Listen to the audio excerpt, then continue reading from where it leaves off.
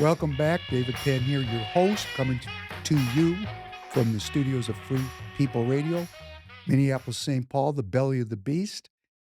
The conversation is a difficult one. It's about due process and the open border that we have suffered here as American citizens for a very long time. I certainly don't want to lay this all at the feet of President Biden. The first big effort to deport people that were not in the country illegally. I'm talking about recent history now, was under President Eisenhower in the 50s. So, this issue of illegal immigration into our country is not new. It goes back to the beginning of the beginning. That's why we have an Illegal Aliens Act. But this issue about due process and how this is going to work is critical.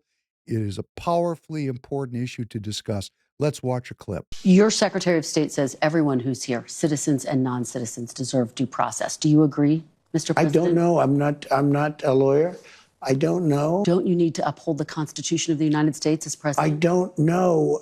I have to respond by saying again, I have brilliant lawyers that work for me, and they are going to obviously follow what the Supreme Court said. That is President Trump giving an answer that was quite controversial because, of course, he swears to uphold the Constitution. He was not particularly articulate, in my opinion, or maybe he was being very disclosing. I'm not inside his head. I don't know.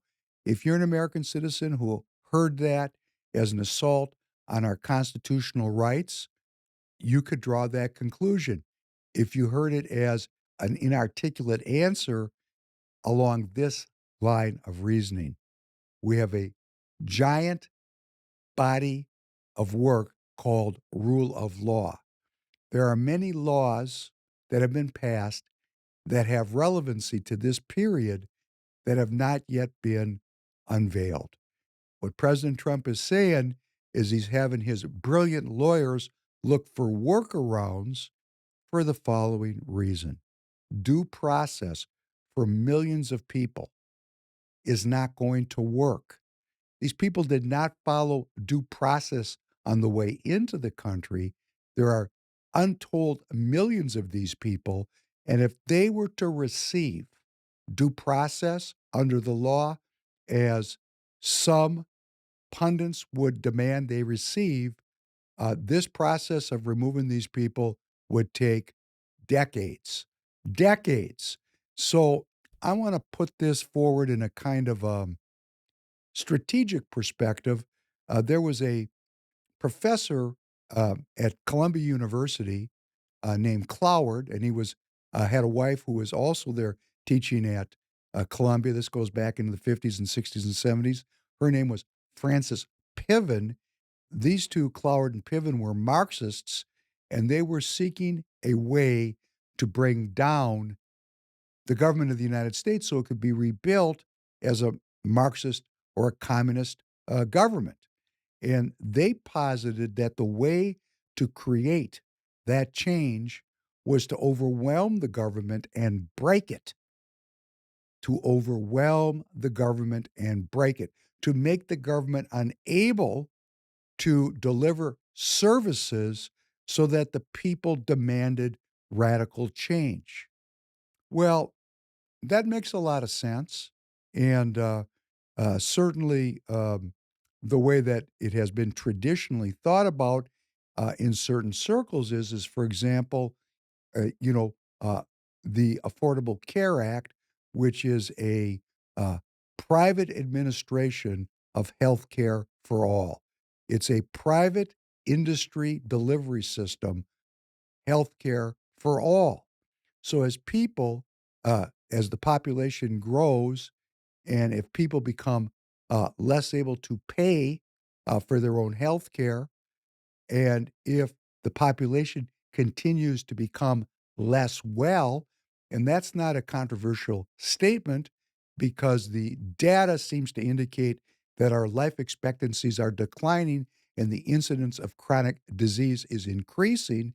So, if that population of people that need to use the Affordable Care Act continues to expand, it will eventually bankrupt the country. Or, for example, not having a balanced budget because as a people, we the people are delivering these services to our fellow citizens, but we're not collecting adequate taxes to balance the budget. And the interest payments on our national debt now exceed the spend on military budget, and that number could grow, that interest payment could grow to almost $2 trillion a year, and I mean short term, like next year. That's a that's a that's a budget buster. These are two examples of how the government's ability to deliver its services is simply being overwhelmed by the demand, such that the entire enterprise would have to be restructured. But now we have a new Cloward and Piven example, and that's on immigration.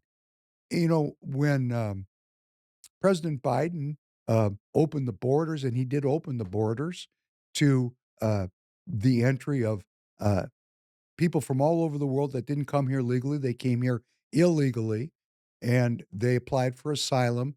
And the average wait time to get an asylum hearing, from what I've heard on the news, this is not something I've read, but this is me just reporting hearsay, is 7 years. And also, for every single person who needs a hearing, to get that hearing is going to take decades.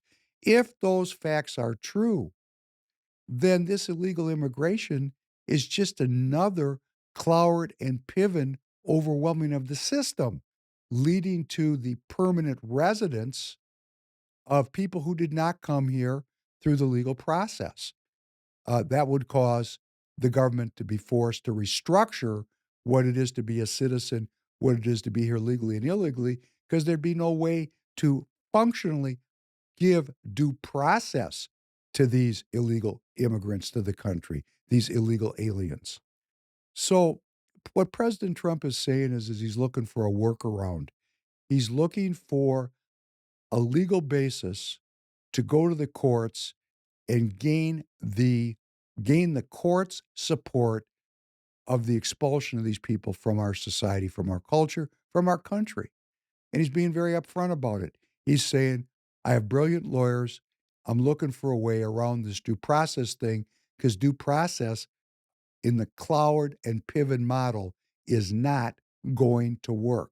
Now, however we think about due process, and I'm going to say, um, I believe in due process. So, I know a lot of people that don't agree with me are watching me.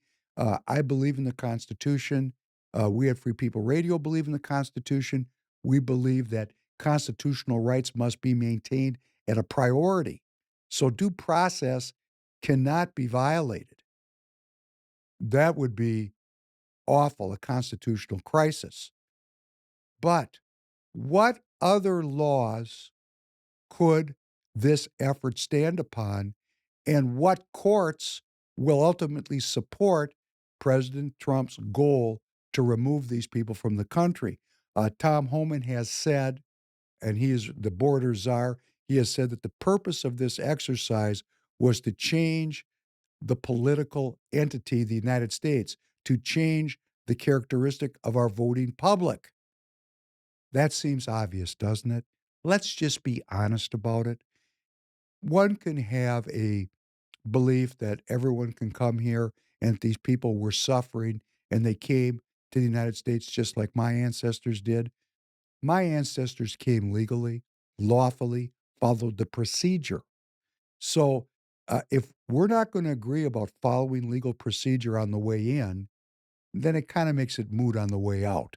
If we can agree that there needs to be a legal procedure, then that legal procedure is being debated now, is being adjudicated now, and no one knows what the outcome will be.